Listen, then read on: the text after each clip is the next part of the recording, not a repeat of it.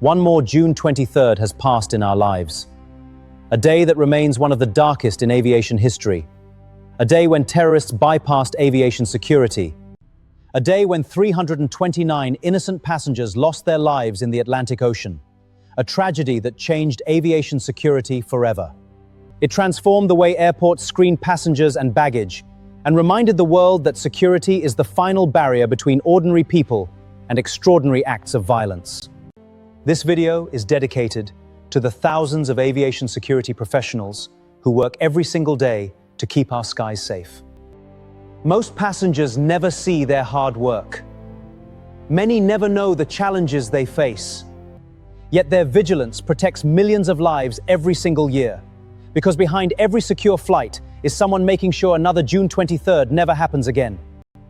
This is the story of Air India Flight 182, the security failures that made the attack possible, the investigation that followed, and the lessons every AVSEC professional should remember. Special thanks to director Sturla Gunnarsson and producer David York for their outstanding documentary, Doc Zone, Air India 182. Selected archival visuals from their documentary have been used to enhance this presentation. We encourage you to watch the full documentary.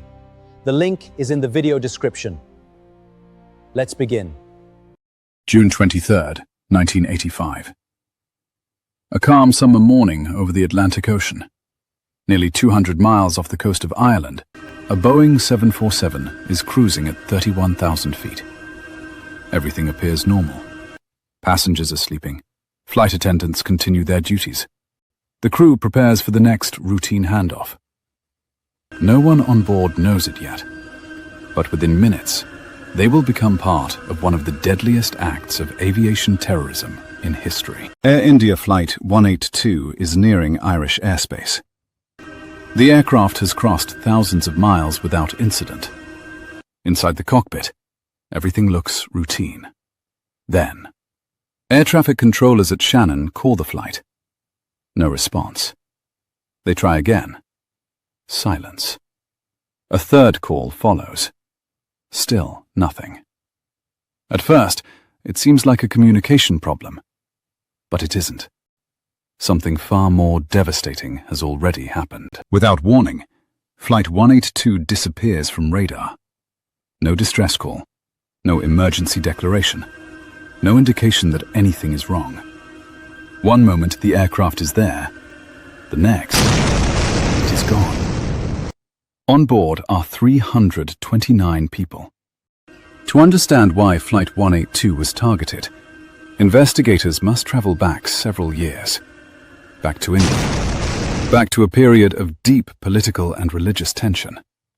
In 1983, armed Sikh militants occupy the Golden Temple. The shrine is one of Sikhism's holiest sites. As the crisis grows, Prime Minister Indira Gandhi authorizes military intervention. The operation becomes known as Operation Blue Star. The assault shocks Sikhs around the world. For many, it is seen as an unforgivable act. For a small number of extremists, it becomes a call for revenge. Months later, the conflict escalates dramatically. On October 31st, 1984, Indira Gandhi is assassinated by two of her Sikh bodyguards. India erupts. Anti-Sikh riots sweep across the country. Thousands lose their lives. Entire communities are devastated. Across the world, anger grows.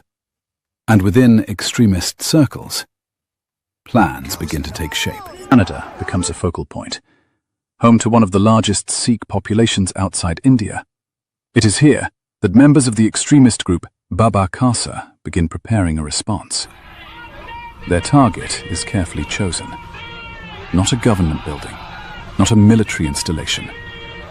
An airliner, Air India, a flying symbol of the Indian state. On June 4th, 1985, Baba Khalsa leader Talvinder Singh Parmar meets a man named Inderjeet Singh Rayat. Rayat is a mechanic, but he also possesses technical skills. Skills that will soon be used for a deadly purpose. Over the following weeks, he purchases dynamite, batteries, blasting caps, electronic relays, timing devices. Individually, the items appear harmless. Together, they form the components of a bomb. June 22nd, 1985. The plot enters its final stage. 2 airline tickets are purchased. Both are designed to move baggage onto Air India flights. The bombs are hidden inside suitcases. The timing devices are armed. The countdown has begun. At Vancouver International Airport, a man using the name M. Singh approaches a check-in counter. He carries a dark brown suitcase. He requests that the luggage be transferred all the way to Air India Flight 182. The request creates a problem. His connecting reservation cannot be confirmed. Normally, that should have stopped the process. But the passenger insists. After several discussions, the suitcase is accepted. It is tagged and sent on its journey. Nothing appears unusual. No one realizes it at the time. But that single decision will help determine the fate of 329 people. The passenger never boards the aircraft. His suitcase does. Elsewhere, a second passenger checks baggage destined for another Air India flight through Tokyo. He too disappears before boarding. A second bomb is now moving through the international baggage system. 2 devices, 2 targets, 1 coordinated attack. Hours later, the Vancouver suitcase arrives in Toronto. Ground crews transfer luggage toward Air India Flight 182. Then, an unexpected obstacle emerges. The airport's baggage X-ray system fails. Operations slow. Security procedures become more complicated. For a brief moment, the conspiracy hangs in the balance. Security personnel bring in portable explosive detection equipment. One by one, the bags are tested. Then comes the suitcase. The detector reacts. An alarm sounds, a warning, a chance. Perhaps the final chance to stop what is about to happen.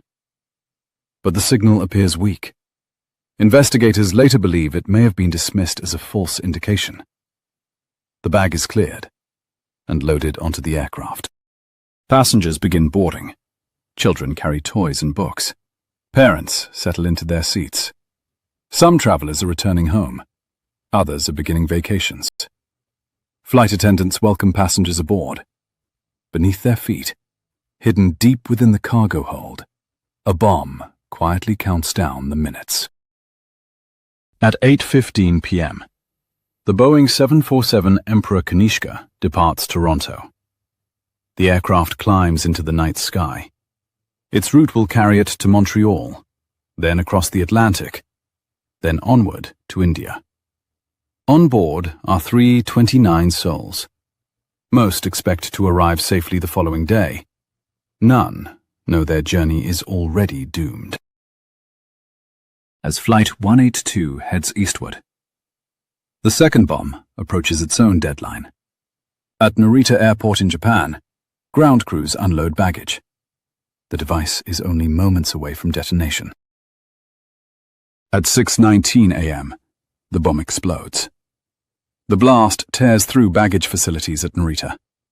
2 baggage handlers are killed instantly. Investigators later determined the device was intended for an Air India aircraft. Its timer activated too early. The attack fails, but the first bomb remains airborne. And it is still counting down. High above the Atlantic, Flight 182 continues normally. The Boeing 747 cruises at 31,000 feet. Passengers sleep. Cabin lights glow softly. The crew prepares for the next radio handoff. There are no warnings, no unusual indications, no reason for concern. Everything appears normal. Shannon Air Traffic Control calls the aircraft. No response. Controllers try again. Nothing. India 182, Again. Shannon. Silence. By the time they realize something is wrong, Flight 182 no longer exists Air as India a functioning 182 aircraft. at this time, he's not talking to us. Then, at approximately 7:14 a.m., the bomb detonates. A violent explosion rips through the cargo compartment. The blast shatters the aircraft's structure. Cabin pressure collapses instantly. The Boeing 747 begins to break apart. Thousands of feet above the ocean, passengers have no time to react, no opportunity to escape. Within seconds, the giant airliner disintegrates. Flight 182 is gone. Wreckage rains into the Atlantic Ocean. Fragments scatter across miles of open water. Rescue crews rush toward the scene. Ships and aircraft search desperately. But there is nothing to rescue. All 29 people aboard have perished. The investigation that follows becomes a global effort. Investigators examine debris from both explosions. Among the wreckage from Narita, they discover critical evidence. The bomb had been hidden inside a Sanyo tuna. Its construction matches materials linked to Inderjit Singh Rayat. Piece by piece, the conspiracy begins to reveal itself. The investigation stretches on for years. It becomes one of the longest and most expensive criminal investigations in Canadian history. Suspects are identified. Arrests are made. Courtrooms fill. Yet proving the full conspiracy proves extraordinarily difficult. In the end, only Inderjit Singh Rayat is convicted for his role in constructing the bombs. Many questions remain unanswered. Today, the bombing of Air India Flight 182 remains Canada's deadliest act of aviation terrorism. 329 lives were lost. Men, women, children, entire families. A journey that began like any other, ended in unimaginable tragedy. The lessons learned from that day transformed aviation security around the world. But for the families left behind, the loss never ended. And the name, Emperor Kanishka, will forever be remembered as a symbol of both tragedy and remembrance.